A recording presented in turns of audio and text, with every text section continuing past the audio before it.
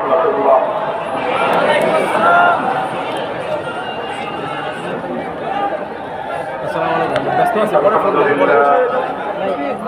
الحمد لله نحمده ونستعينه ونستغفره ونؤمن به ونتوكل عليه ونشهد أن لا إله إلا الله وحده لا شريك له ونشهد أن سيدنا ومولانا محمدا عبده ورسوله صلى الله تعالى عليه وعلى آله وأصحابه وبارك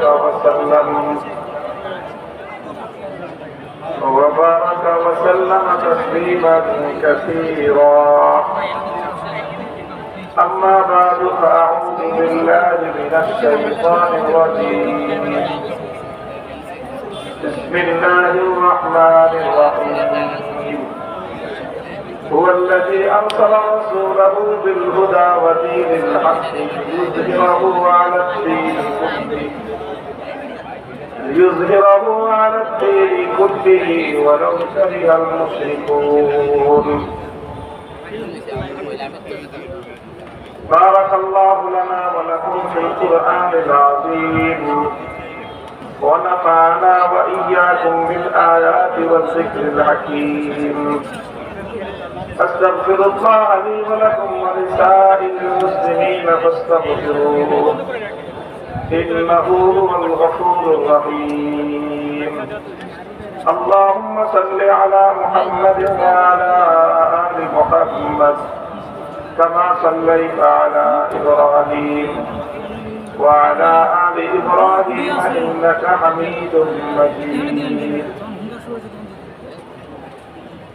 জাতীয় সিরাত কমিটির উদ্যোগে আয়োজিত আজিমুশান সিরাতুন নবী মহাসম্মেলনে উপস্থিত সম্মানিত সদরে ইজলাস মুহতারামুল মাকাম হযরতুল আল্লামা ইমাদুদ্দিন হাফিজাহুল্লাহ, অন্যান্য হযরত উলামায়ে কেরাম, সম্মানিত মুরব্বী সাহেবান, সমবেত নবী প্রেমিক তাওহীদি জনতা,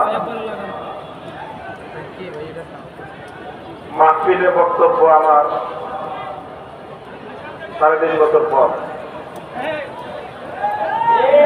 সিরাতুন নবী সাল্লাল্লাহু আলাইহি ওয়াসাল্লামের মাহফিলের মধ্য দিয়ে আমার এই ইফতিতাহ, এই নতুন সূচনা, এটাও যেন আল্লাহ পাক রাসূল আকরাম সাল্লাল্লাহু আলাইহি ওয়াসাল্লামের বরকতে আল্লাহ যেন বরকতময় করেন, আমিন, কবুল করেন, আমিন।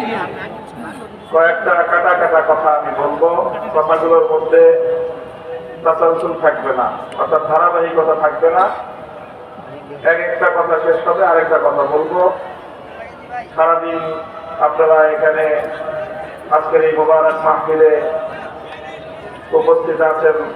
হযরত উলামায়ে কেরামের কাছ থেকে রাসূল আকরাম সাল্লাল্লাহু আলাইহি ওয়াসাল্লামের সিরাতের উপর গুরুত্বপূর্ণ আলোচনা শুনেছেন। প্রথম কথা হলো, নবী আকরাম সাল্লাল্লাহু আলাইহি ওয়াসাল্লামের মাকসাদে বিআসাত, যে উদ্দেশ্যে তিনি নবী হিসেবে দুনিয়াতে আল্লাহর পক্ষ থেকে প্রেরিত হয়েছেন, মৌলিক কয়েকটা উদ্দেশ্যের কথা কোরআনে পাকের মধ্যে আল্লাহ পাক রব্বুল আলামিন আলোচনা করেছেন। তার মধ্যে 4টা উদ্দেশ্যের কথা সূরা বাকারা এবং সূরাতুল জুমআর মধ্যে একটু আংশিক পরিবর্তন সহ, একটু 8 পিস সহ, একটা 8 পিস সহ 4টা কথা আল্লাহ পাক বলেছেন। বা'আসা ফিল উম্মিয়্যিনা রাসূলাম মিনহুম ইয়াতলু আলাইহিম আয়াতিহি ওয়া ইউযাক্কিহিম ওয়া ইউআল্লিমুহুমুল কিতাবা ওয়াল হিকমা। আমি এই বিষয়ে অধিকাংশ এখানে শ্রোতা যারা, তারা কোরআন এবং হাদিসের এলেম সম্পর্কে কিছুটা খোঁজ খবর রাখেন। এরকম এই জায়গায় এই আয়াতের মধ্যে আল্লাহ নবীর আগমনের কিছু মৌলিক উদ্দেশ্য বর্ণনা করেছেন। আরেকটা আয়াত আমি তেলাওয়াত করেছি আমার খুতবার মধ্যে। এই আয়াতটাও কোরআনে পাকের কাছাকাছি শব্দে একাধিক জায়গায় এসেছে। সূরাতুস সফেও এসেছে, সূরা আলে ইমরানে এসেছে। সেটা হলো রাসূল আকরাম সাল্লাল্লাহু আলাইহি ওয়াসাল্লামের আগমনের যে উদ্দেশ্যটা নিয়ে আজকের এই পৃথিবীতে নতুন জাহেলিয়াতের সাথে আমাদের মূল ইখতিলাফ এবং মতবিরোধ। বিশেষ করে আমি একটা কথা তো পরিষ্কার বলি, এই যে আওয়ামী লীগ, শেখ হাসিনা এবং শেখ পরিবার, তাদের সাথে তাদের অনেক ভালো গুণাগুণ আমাদের সামনে বিভিন্ন সময় প্রকাশ পেয়েছে, কিন্তু মূল যেই জায়গাটায় তাদের সাথে আমাদের বিরোধ ছিল সেটা রাসূল সাল্লাল্লাহু আলাইহি ওয়াসাল্লামের আগমনের যে মৌলিক উদ্দেশ্য সমূহ, তার মধ্যে গুরুত্বপূর্ণ একটা পয়েন্ট, গুরুত্বপূর্ণ একটা বিষয়। আল্লাহ বলতেছেন, আমি আমার নবীকে দুনিয়াতে প্রেরণ করেছি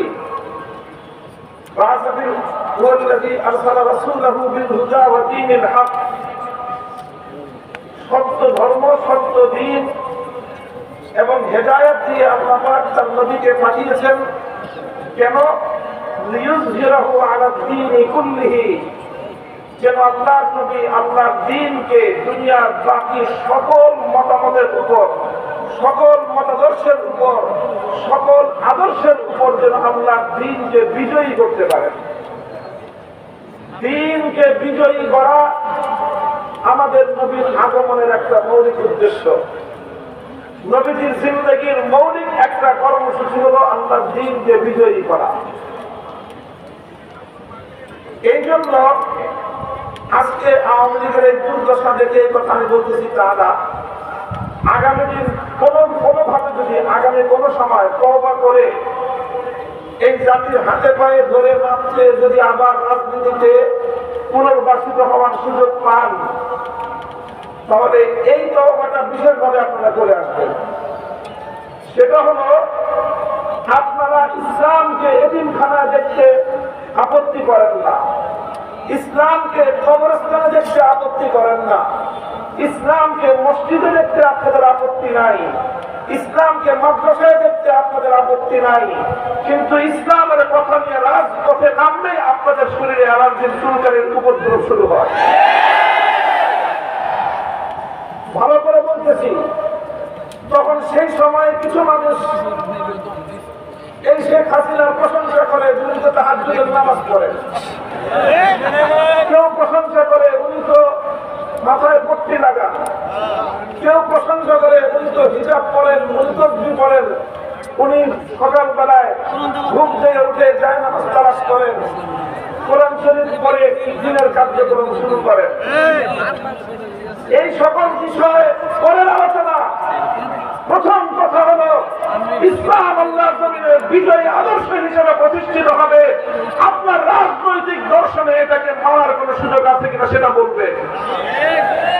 ওলামায়ে কেরাম মসজিদে কথা বলবেন, ওলামায়ে কেরাম দ্বীনের মাসআলা বলবেন, ওলামায়ে কেরাম দ্বীনের দাওয়াতের কথা বলবেন, সেই সঙ্গে ওলামায়ে কেরাম আল্লাহর দ্বীনকে রাজনৈতিকভাবে বিজয়ী করবার কথা বলবেন। এই কথাটা যদি আপনার বরদাস্ত না হয়, আপনার হাজার রাকাতের তাহাজ্জুদের নামাজের এক কানা করে মূল্য নাই, আপনার হাজার বারের হজের কোনো মূল্য নাই। পরিষ্কার কথা, স্পষ্ট কথা।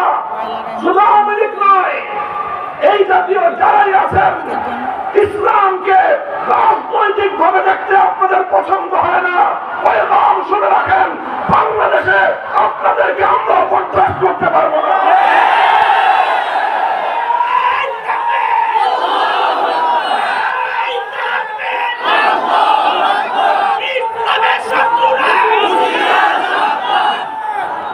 আমরা আমাদের মধ্যে কর্মবন্টন আছে, আলেম ওলামাদের মধ্যে। কেউ তালিমের কাজ করবে, শিক্ষকতার কাজ, এলেম শিখাবে। কেউ দাওয়াত এবং তাবলীগের কাজ করবে, কেউ তাজকিয়া এবং ইসলামের কাজ করবে।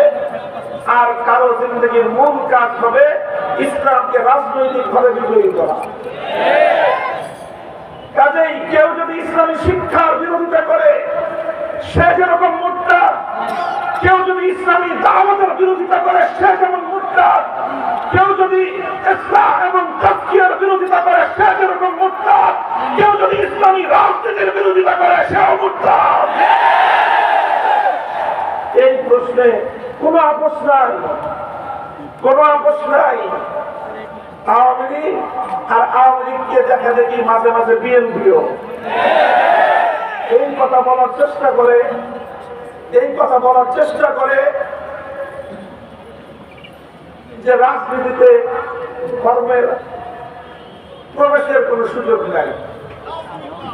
মনে রাখো, এই কথা যদি তোমরা পরিবর্তন না করো, এই কথা যদি পরিবর্তন না করো, আগামী দিনে বাংলাদেশ তোমাদের ব্যাপারে একই সিদ্ধান্ত নেবে। মনে রেখো, ইসলামের বিজয়ের এক বাতাস প্রবাহিত হয়েছে, সেই বাতাস ইমারতে ইসলামিয়া কায়েম করেছে। সেই হাওয়ায় দুলতে দুলতে আমেরিকার নেতৃত্বাধীন পশ্চিমা জগৎ পরাজয় মেনে নিয়েছে। সেই বাতাসে দুলতে দুলতে হামাসের কাছে ইসরায়েল নতি স্বীকার করতে বাধ্য হবে। সেই হাওয়া বাংলার মাটিতে লেগেছে। ইনশাআল্লাহ ইসলাম বাংলাদেশের ক্ষমতা দখল করবে।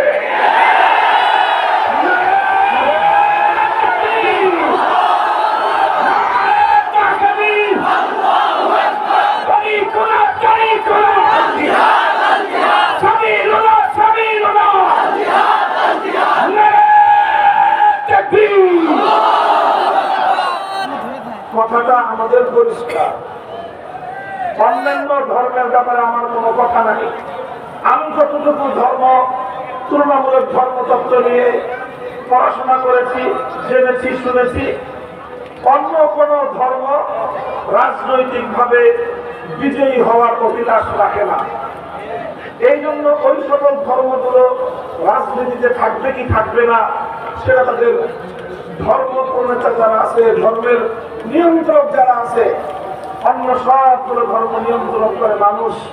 একমাত্র ইসলাম ধর্ম এমন যে তার নিয়ন্ত্রণের রাজ্য কোন মানুষের হাতে নয়, বরং সেটা আল্লাহর হাতে। আল্লাহ যেভাবে ইসলামকে তরতিব দিয়েছেন, সেটআপ দিয়েছেন, এখানে কিয়ামত পর্যন্ত এক নকশা পরিবর্তন করার সুযোগ কারোর জন্য নাই। এবং ইসলামকে আল্লাহ পাক দুনিয়াতে রাজনৈতিকভাবে বিজয়ী হওয়ার জন্য পাঠিয়েছেন। একটা কথা শেষ। 2 নম্বর কথা, হযরত রাসূল আকরাম সাল্লাল্লাহু আলাইহি ওয়াসাল্লামের মক্কা বিজয়ের সময়ের একটা ঘটনা আমি বলবো ছোট্ট করে। আল্লাহর নবী মক্কা বিজয়ের পরে আম্মা জান হযরত আয়েশা রাদিয়াল্লাহু আনহার কাছে নিজের একটা আকাঙ্ক্ষা ব্যক্ত করলেন, অভিব্যক্তি ব্যক্ত করলেন যে আমার মনে চায় আমি আল্লাহর ঘর বাইতুল্লাহ শরীফের মধ্যে 3টা পরিবর্তন আনি। কয়টা পরিবর্তন? প্রথম পরিবর্তন হলো, আমার মনে চায় আমি বাইতুল্লাহ শরীফটাকে ইব্রাহিম আলাইহিস সালাতু ওয়াস সালামের বেনা, ওনার ভিত্তির উপর পুনর্নির্মাণ করি। অর্থাৎ ইতিহাস বর্তমান যে কাবা শরীফ, এটা ইব্রাহিম আলাইহিস সালাতু ওয়াস সালামের বানানো কাবা থেকে 2/3 নিয়ে বাইতুল্লাহ, আর 1/3 বাইতুল্লাহ শরীফের বাইরে আছে, যেটা হাতিম দিয়ে ঘেরাও করে রাখা। নবীজি বলেন আমার আকাঙ্ক্ষা হয় যে ওই 1/3 যেটা বাইতুল্লাহর বাইরে আছে সেটাকে বাইতুল্লাহর ভিতরে অন্তর্ভুক্ত করে দেই। এটার একটা পরিবর্তন করতে মনে চায়। তৃতীয় পরিবর্তন করতে মনে চায় যে আমি বাইতুল্লাহর দরজাটা, এখন মানুষের মাথা সমান উঁচু আছে বাইতুল্লাহর দরজার পাটাতন, আমার মনে চায় সেটাকে ভেঙে জমিনের সাথে মিশিয়ে দেই। যেমন অন্যান্য ঘরের দরজা, মসজিদের দরজা যেরকম থাকে ফ্লোর বরাবর, আমার মনে চায় বাইতুল্লাহর সেই দরজাটা নিচু করে ফ্লোর বরাবর করে দেই। 2 নম্বর। 3 নম্বর মনে চায় আমি আরেকটা পরিবর্তন করি। এখন বাইতুল্লাহ শরীফের শুধুমাত্র একটা দরজা আছে, সেটা হলো পূর্ব দক্ষিণ কর্নারে। আমার মনে চায় ঠিক এই পূর্ব দরজা বরাবর পশ্চিম দিক দিয়ে আরেকটা দরজা বানিয়ে দেই, যাতে মানুষ এক দরজা দিয়ে বাইতুল্লাহ শরীফে ঢুকে আরেক দরজা দিয়ে বের হয়ে যেতে পারে। সেক্ষেত্রে অধিক পরিমাণ মানুষ আল্লাহর ঘর বাইতুল্লাহ শরীফের মধ্যে কাবা শরীফের ভিতরে ঢোকার সুযোগ পাবে। কয়টা পরিবর্তন? আকাঙ্ক্ষা ব্যক্ত করবেন কে? স্বয়ং আল্লাহর রাসূল সাল্লাল্লাহু আলাইহি ওয়াসাল্লাম। এটা বুখারী শরীফ সহ সমস্ত হাদিসের কিতাবের মধ্যে এই কথা বর্ণিত আছে। এই কথা আল্লাহ নবীজি বলছেন কখন? মক্কায় পরাজিত অবস্থায় না বিজয়ী অবস্থায়?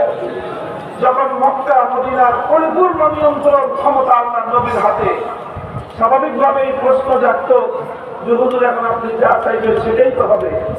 তা আপনি মক্কা বাইতুল্লাহকে পুনর্নির্মাণ করেন, বড় করে দেন, দরজা নামায় দেন, আরেকটা দরজা বানায় দেন, আপনি যা বলবেন সেটাই তো ফরমান, সেটাই রাষ্ট্রীয় হুকুম, সেটাই শরীয়তের হুকুম।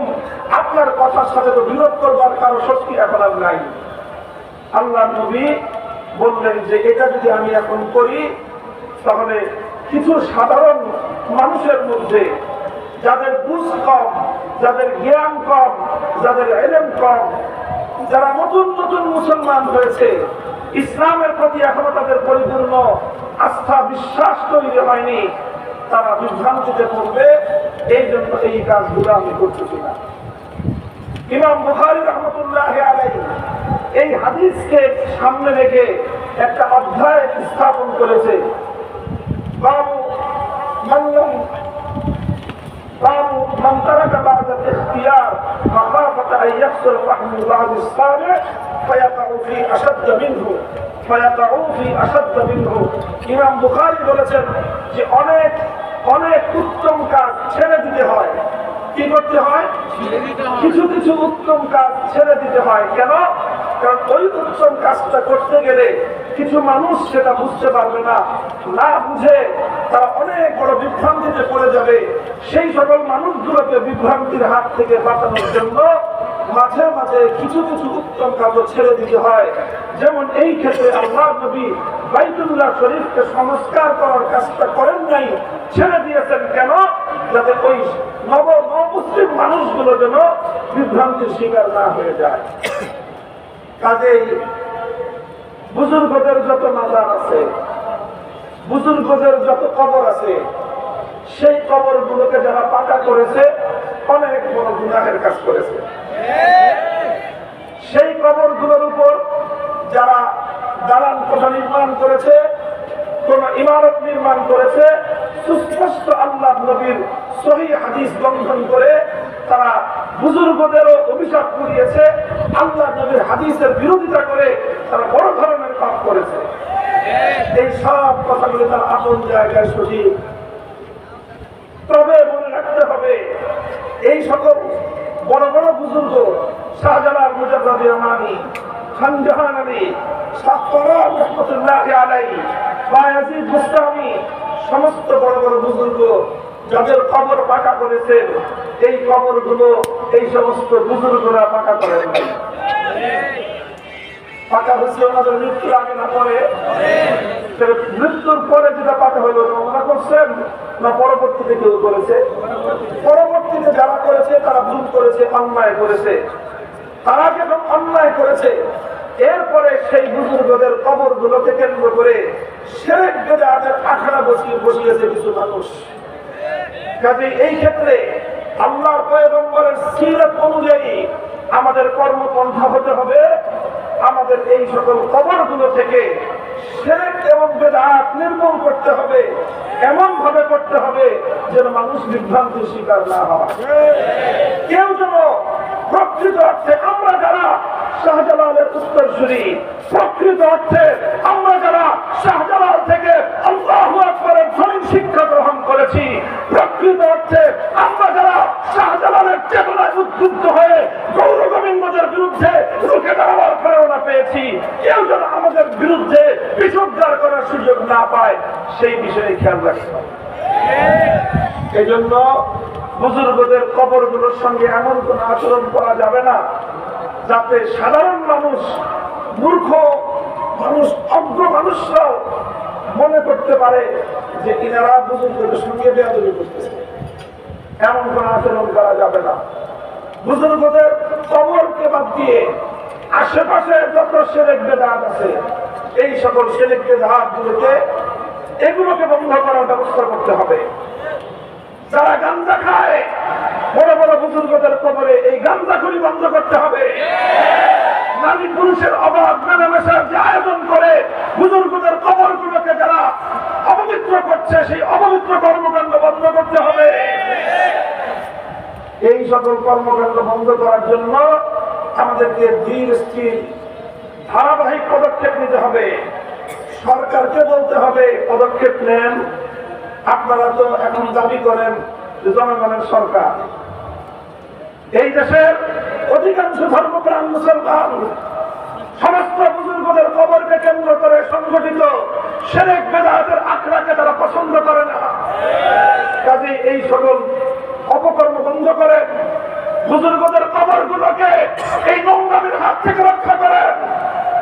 এই সমস্ত বুজুর্গানে দিন শাহজালাল মুজাদ্দিদ আমানি, শাহ পরান রহমতুল্লাহি আলাইহি, খানজাহান রহমতুল্লাহি আলাইহি, বায়াজিদ বুস্তামি রহমতুল্লাহি আলাইহি, আমার প্রস্তাব হলো এই সকল কবরগুলো, এই সকল মাজারগুলোকে কেন্দ্র করে যেই অপচক্র, যেই সকল শিরক বিদআতের নোংরামির আখড়া গড়ে উঠেছে, এগুলোকে উপড়ে ফেলে, এগুলোকে উৎখাত করে প্রত্যেকটা মাজারের মধ্যে হাক্কানি মাশায়েখদের খানকা কায়েম করা হবে।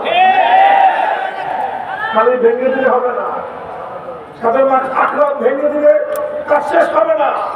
প্রত্যেকটা কবরের সেখানে খানকা কায়েম করে হাক্কানি সিলসিলার মাশায়েখদেরকে বসায় রাসূল আকরাম সাল্লাল্লাহু আলাইহি ওয়াসাল্লামের মৌলিক কর্মসূচি তাজকিয়া এবং ইসলাহের কাজ সেখান থেকে শুরু করতে হবে।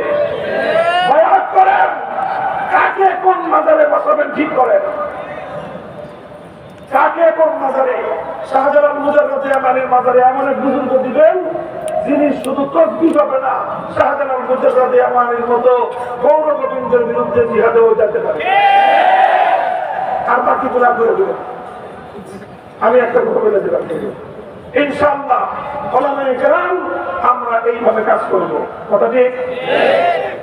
3 নম্বর কথা আমার, এই সকল জায়গাগুলোতে আমরা ছাড় দিব, অন্যান্য জায়গাগুলোতে ধীরস্থিরে আমরা পদক্ষেপ নিব।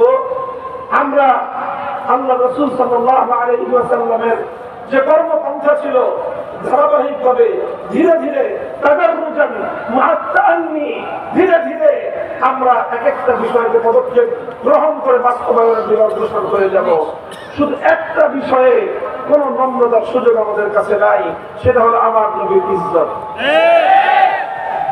এখানে কোনো সুযোগ নাই। আল্লাহর কসম খেয়ে বলি, আমার পয়গম্বরের ইজ্জতের উপর আঘাতকারী আমার নবীকে যদি কেউ গালি দেয়, এক মুহূর্তের জন্য আমার পয়গম্বরের ইজ্জতের প্রশ্নে কারোর সঙ্গে আপোষ করা যাবে না।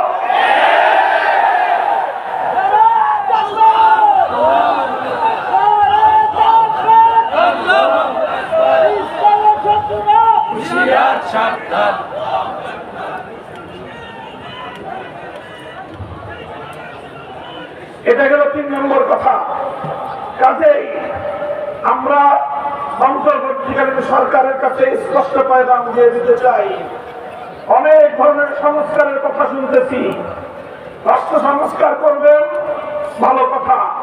নির্বাচন ব্যবস্থার সংস্কার করবেন, আরো ভালো কথা। দেশে ফ্যাসিবাদ যেন তৈরি হতে না পারে, সেই ফ্যাসিবাদের উৎসমূহ বন্ধ করবেন, ভালো কথা। স্বৈরতন্ত্রের সকল সম্ভাবনাকে সমূলে উপরে ফেলবেন, আরো ভালো কথা। সব যেমন বন্ধ করবেন, আমার জমিনে ভবিষ্যতে আর কোনদিন কোন কুলাঙ্গার যেন আমার নবীর ইজ্জতের উপর কালিমা লেপন করবার দুঃসাহস না দেখায়, সেই ব্যবস্থা চূড়ান্ত করতে হবে। আমরা 2013 সাল থেকে বলে আসতেছি, আল্লামা আহমদ শফি বলেছেন, আল্লামা জুনায়েদ বাবুনগরী বলেছেন, আল্লামা নূর হোসেন কাসেমি বলেছেন, আমাদের বর্তমান আমির হেফাজত আল্লামা মুহিবুল্লাহ বাবুনগরী একই কথা বলছেন। আমার নবীর ইজ্জতের উপর কালিমা লেপনকারী, নবীজির উপর কটাক্ষকারী, নবীর ইজ্জতের উপর আক্রমণকারী কোন কুলাঙ্গারের জন্য মৃত্যুদণ্ডের আইন ছাড়া অন্য কোন আইন আমরা মানি না।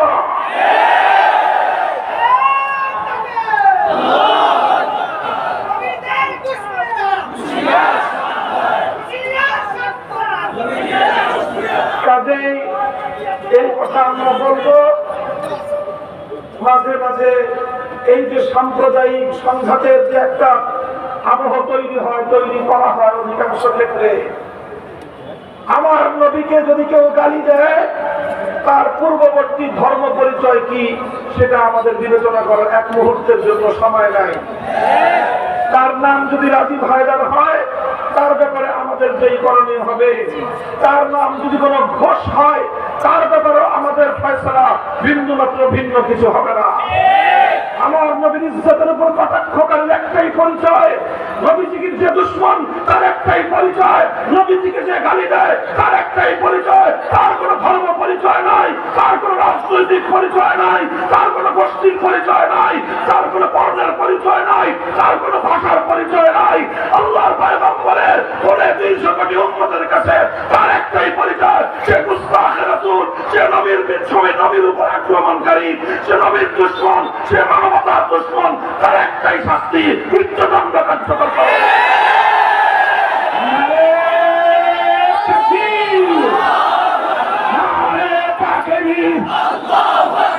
আল্লাহ রাসূল দুশ্মনেরা নাস্তিকদের আস্তানা নারে তাকবীর। আখিরি কথা আমার, বড় দুঃখ পরিতাপ নিয়ে আজকে কথাটা বলতেছি আমি। আমাদের ওলামায়ে উম্মতকে, আমাদের হেফাজতে ইসলামকে, বাংলাদেশের ইসলামের যে মূল ধারা, এই মূল ধারাকে বিচলিত করার জন্য, বিভক্ত করার জন্য, ঘায়েল করার জন্য এই ফ্যাসিবাদী সরকার যেই ষড়যন্ত্রগুলো করেছে, প্রত্যেকটা ষড়যন্ত্রের স্বরূপ উন্মোচন করে বিচার করতে হবে। এই সরকার আল্লামা আহমদ শফীকে হত্যা করেছে। কেন করেছে? আল্লামা আহমদ শফী রহমাতুল্লাহ আলাইহিকে সুকৌশলে হত্যা করে আল্লামা জুনায়েদ বাবুনগরী সহ তার অনুসারীদেরকে ঘায়েল করার জন্য হাত পেতেছে। কাজেই প্রথম আল্লামা আহমদ শফীর হত্যাকাণ্ডের সঠিক তদন্ত হতে হবে। যারা আল্লামা আহমদ শফীর পক্ষ হয়ে আল্লামা জুনায়েদ বাবুনগরী সহ আমাদের বিরুদ্ধে এই অপবিত্র কর্মকাণ্ডের সম্পৃক্ততা করার চেষ্টা করেছিল, তাদেরকে রিমান্ডে নিয়ে জিজ্ঞাসাবাদ করতে হবে সরকার কেন তাদেরকে নিয়ে এই কাজ করিয়েছিল। প্রথম কথা, আল্লামা আহমদ শফীকে শেখ হাসিনার নির্দেশে তার গোয়েন্দা সংস্থার লোকেরা সুকৌশলে হত্যা করেছে। তদন্তপূর্বক এই তথ্যের প্রমাণ জাতির সামনে হাজির করতে হবে। 2 নম্বর, দ্বিতীয়, আল্লামা আহমদ শফীর ইন্তেকালের পর শেখ হাসিনা এবং তার গোপন পরামর্শদাতারা -3 ফর্মুলার উপর চলেছিল। -3 করতে চেয়েছিল।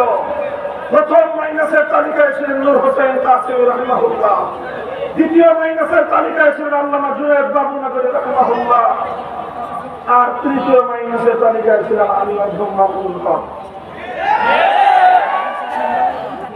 আল্লামা নূর হোসেন কাসেমিকে ষড়যন্ত্রমূলক ভাবে হাসপাতালে গিয়ে গোয়েন্দা সংস্থার লোকেরা হাসপাতালকে ব্ল্যাকমেইল করে, কব্জা করে, নিয়ন্ত্রণ করে, কোন প্রাণঘাতী ঔষধ প্রয়োগ করে নূর হোসেন কাসেমিকে হত্যা করেছে। সেই হত্যাকাণ্ডের সঠিক তদন্ত এবং বিচার করতে হবে। এরপরে তারা আল্লামা জুনায়েদ বাবুনগরীর বিরুদ্ধেও একই কৌশল গ্রহণ করেছে এবং আল্লামা জুনায়েদ বাবুনগরীকেও তারা হত্যা করেছে।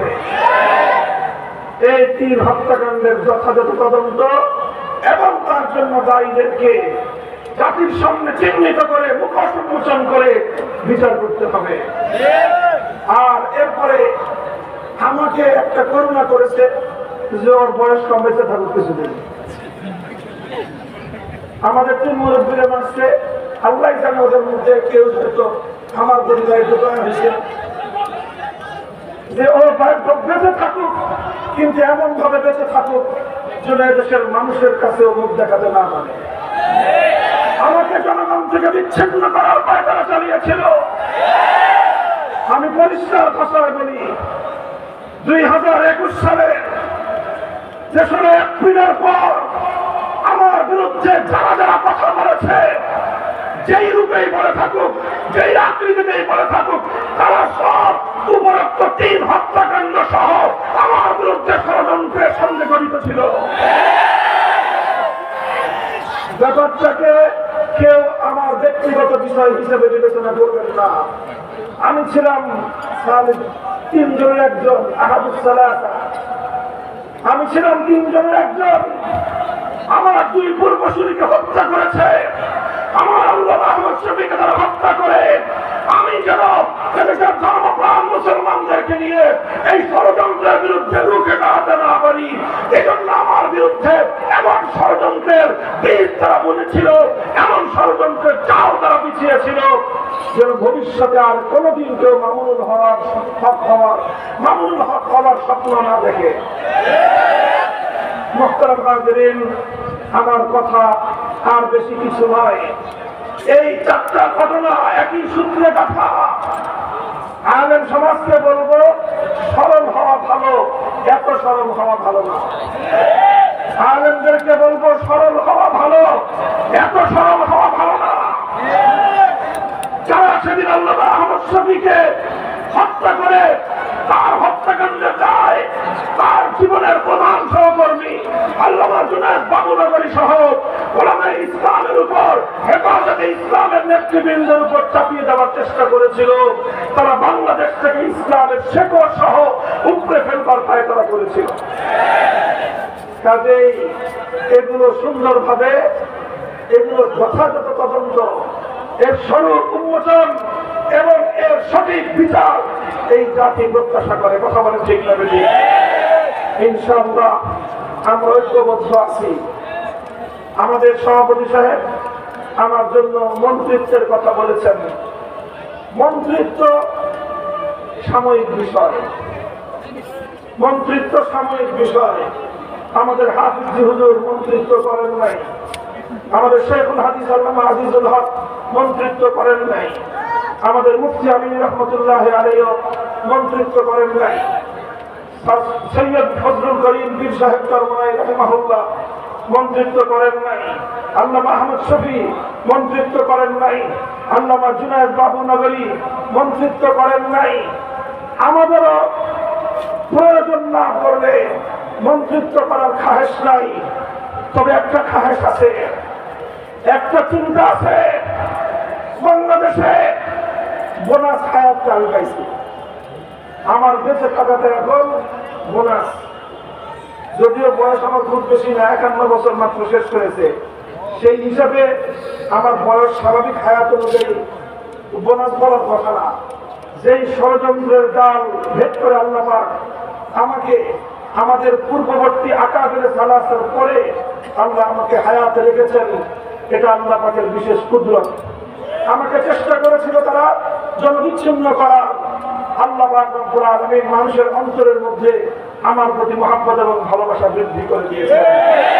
এটা আমার কোনো কারামত নয়, এটা আল্লামা আহমদ শফির কারামত, এটা আল্লামা জুনায়েদ বাবুনগরীর কারামত, এটা আল্লামা নূর হোসেন কাসিমের কারামত। তাদের এই হত্যাকাণ্ডের কথাটুকু জাতির সামনে তুলে ধরার জন্য হয়তো আল্লাহ আমাকে বাঁচিয়ে রেখেছেন। পরিষ্কার বলতে চাই, পরিষ্কার বলতে চাই, জালিম ফ্যাসিবাদী স্বৈরাচারী হাসিনার আমলেও হকের মূল কথার ক্ষেত্রে আপোষ করার চিন্তা করি নাই।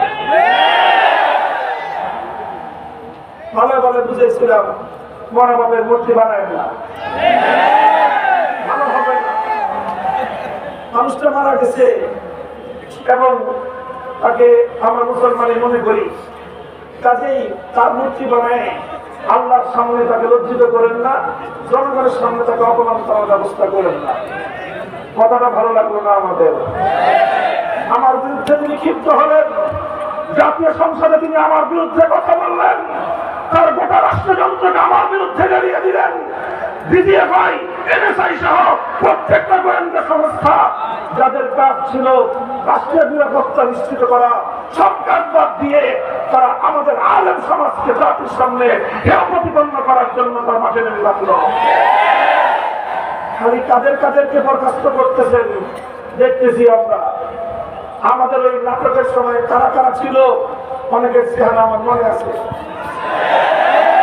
কারা কারা আদালতে আমাকে উঠানোর সময় আমার আইনজীবীকে পর্যন্ত হুমকি দিয়ে আদালতের কাজ করে আসতে দেন নাই, চেহারাগুলো আমার মনে আছে।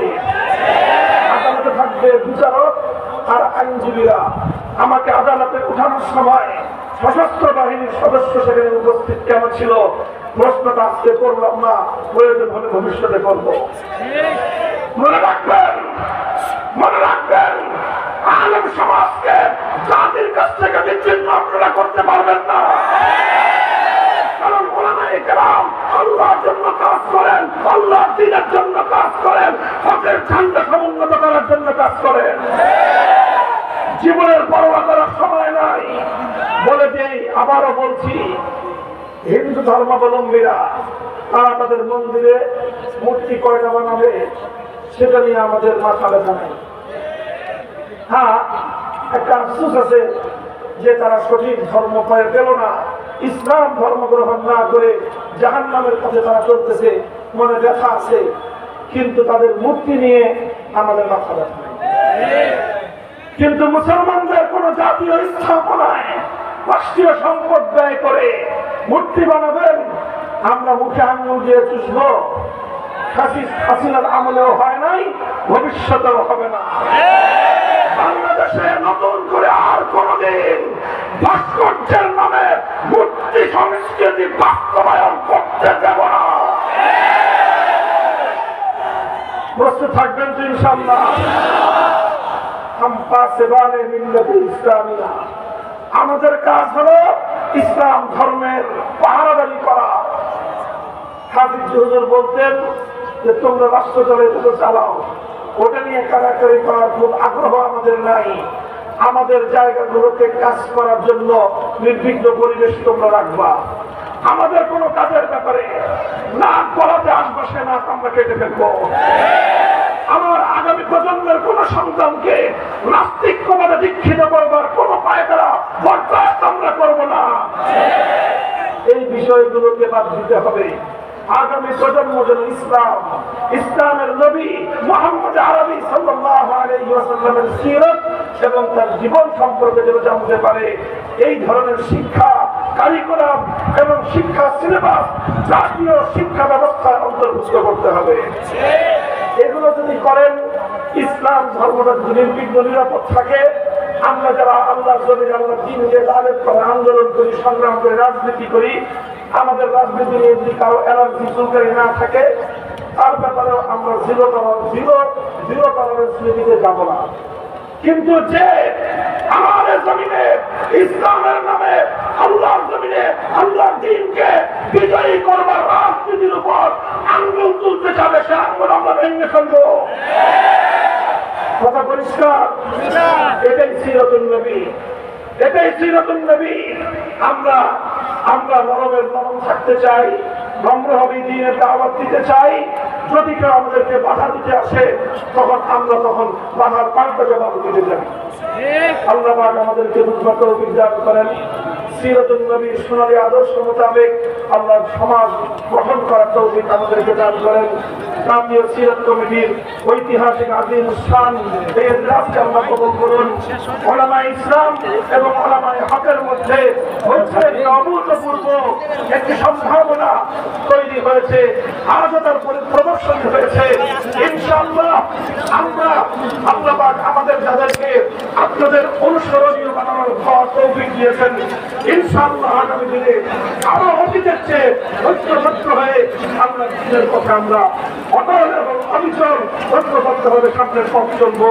এই প্রত্যয় ব্যক্ত করে বিদায় নিচ্ছি। ওয়া আখিরু দাওয়ানা আলহামদুলিল্লাহি রাব্বিল আলামিন। আসসালামু আলাইকুম ওয়া রাহমাতুল্লাহ।